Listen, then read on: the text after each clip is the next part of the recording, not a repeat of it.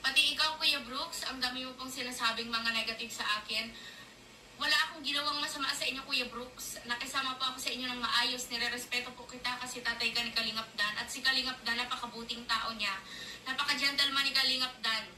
Kaya never ako nagsalita ng kahit ano sa inyo kasi tinitreasure ko yung mga pinagsamahan noon sa Kalingap.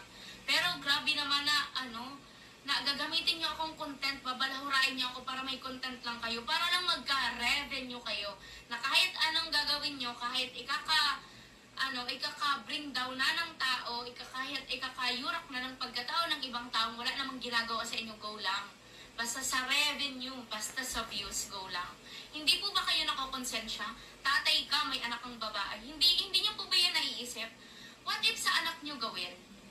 Diba? Minsan po mag-isip-isip din tayo, tsaka iayon din po natin yung mga ginagawa natin sa edad natin kasi sobrang nakakahiya po.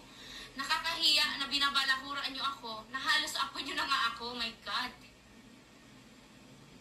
For God's sake, sana naman po, diba, na naiisip nyo yung mga ginagawa nyo. Yan po ang ano ko sa inyo, yan po ang hamon ko sa inyo. Sige, i-demanda nyo po ako. Demand